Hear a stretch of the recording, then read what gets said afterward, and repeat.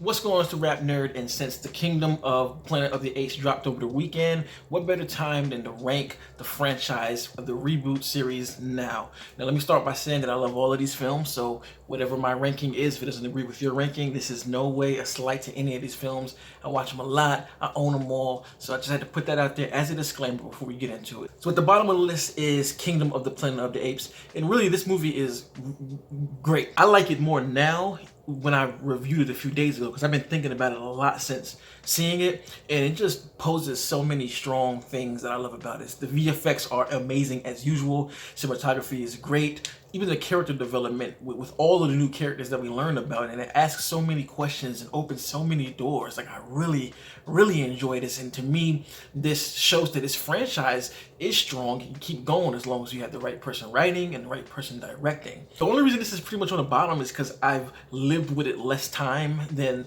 the one before it, which you'll see what that is, and I'll explain that when I get to it. But overall, this was a really solid entry and a great passing of the torch, because one thing that I was kind of scared about was Matt Reeves did such a great job on the last two that I wasn't sure anyone was going to be able to live up to what he did, because he just crushed this franchise. Period. Like, this is his franchise in my eyes, so to see it being helmed well makes it just a great franchise overall. I'm really looking forward to see what Nova does. I'm looking forward to, I believe her name is May, if I'm got that right. I'm looking forward to see more about her character and where we left off. So I'm all in for the continuation of the Apes franchise. And at number 4, I have Kingdom of the Planet of the Apes. Now at number 3, I have Rise of the Planet of the Apes. This movie was such an underrated hit, because I'm not gonna front, I'm not the biggest fan of the Ape series overall. Like, I've seen one of the old ones and I was just kind of like, oh, you know, it's cool. I can appreciate it for what it was doing, but I can't call myself a fan. Didn't really like the Mark Wahlberg one either. So I went into Rise when it first released kind of like on the fence, and boy, was I blown away. I think the way they wrote this story and it was directed just worked so well. Being able to see Caesar from the beginning before he was the ape that could talk, you know, they do a great job building that relationship between him and James Franco's character, who I think did a magnificent job in this movie. He killed it.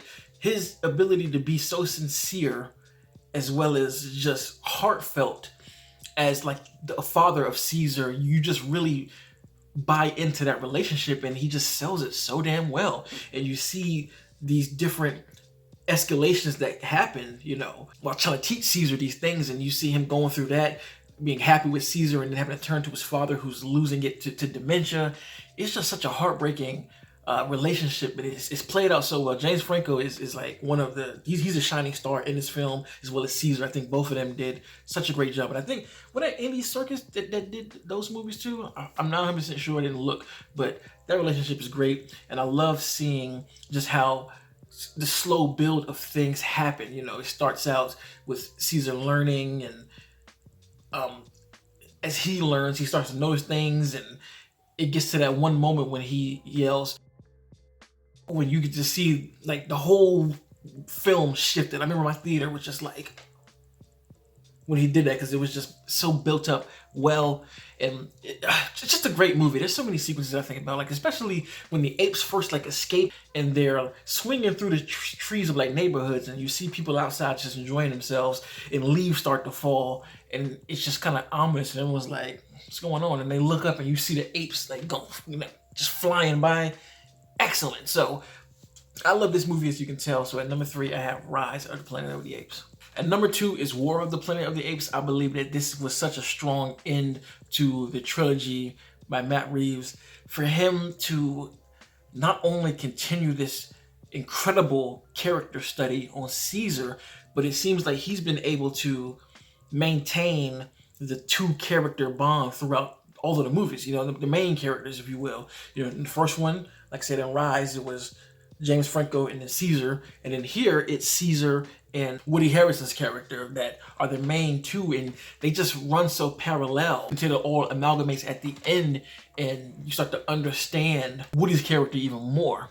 And again, Reeves is just a master. Beautifully shot, beautifully written. I love the beginning scene when you see the soldiers kind of climbing up, trying to get to Caesar, and the way it's just shot. It pans out slow, and you start with like a few guys going up, and you just see it's more and more and more, and then you see that they're with gorillas. excellent attention to detail there. I really love too how it takes Caesar out of his safe place that we were left off in Dawn, and it forces him to make decisions that he ultimately doesn't want to make. And it also just shows how much of a stand-up person Caesar is to have to deal with all the things that he does, especially when he goes to that concentration camp, is what I call it, and he sees all of the things that are going on, and yet he does not break at all. And this just opens up so much of the world, like the all of the ideas about Woody's faction being outlaws who wanted to do their own thing, and then you have those outside of his faction wanting to stop him, and it just makes for a war, especially when at the end sequence when shit just goes haywire. So at number 2 is War of the Planet of the Apes. So at number 1, obviously, is Dawn of the Planet of the Apes. I feel like this movie is one of the best films ever made, period. I don't know where it would go, but it's in my top 100. This was one that really blew everything off the hinges. Like, I loved Rise when I first saw it, but when I saw this, I was in awe. I remember the day me and my wife watched it, just my feelings watching this film, especially the way it just opens with that close-up on Caesar, and it slowly pans back and just slowly pans and pans until you see it's Caesar and a bunch of apes on trees. The fact that he did that and didn't even cut it, it's like a 3 minutes like drawback, and it's just beautifully done. Seeing his eyes and the lightning strike, oh my God, just beautifully shot. Incredible CGI, to say the least. This movie is so visually stunning, it does not make sense. But the main thing about this film that's so great is, again, like I said, Reeves being able to have 2 characters that he focuses on when it comes to doing character studies is Caesar and Koba. These 2 are just fantastic. You can see what happens in any place when there's a leader. There's always one person that kind of feels a way that a lot of other people do, but the other people aren't confident enough to say it. But when this one person steps out, join in. So the twists and turns of this film, man, from Koba, spoiler alert, making an assassination attempt on Caesar, and then he takes over. It's just like, oh, there's so much to say with that. How Koba weasels his way into being the second in command.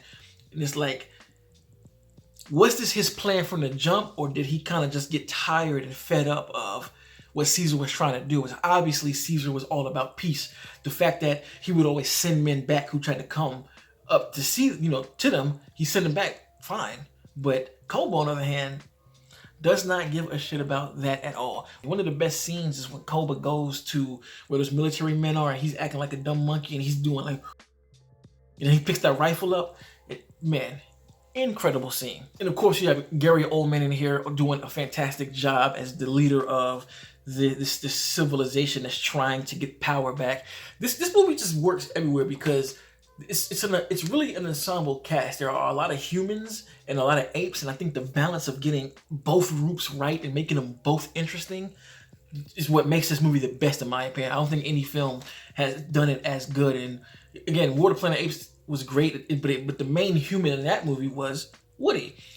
In Rise, the main humans in that were James Franco and a little bit of his dad, but really it's riding on the coattail of James. Whereas Dawn, it's Caesar, Koba, I forgot the 2 other actors who initially come there with their son. They're a big part of the story, being able to negotiate with the apes to, help them cut the electricity on. Then you have Gary Oldman's character, who's a representation of the whole civilization. And when they just come together, oh my God. Then one of the best scenes is when Caesar and all of them show up at this civilization on horseback with the face paint. Oh my God, what a scene. So number 1 is Dawn of the Planet of the Apes. So that's my ranking. Let me know in the comments how you ranked them. And again, be nice. If my list doesn't match yours, it's okay. I don't take any type of waste, and neither should you. And of course, if you like this kind of content, make sure to like and subscribe. And if you already are subscribed, thank you. And until next time, peace. RapNerd Productions, no capping, that's word to mommy.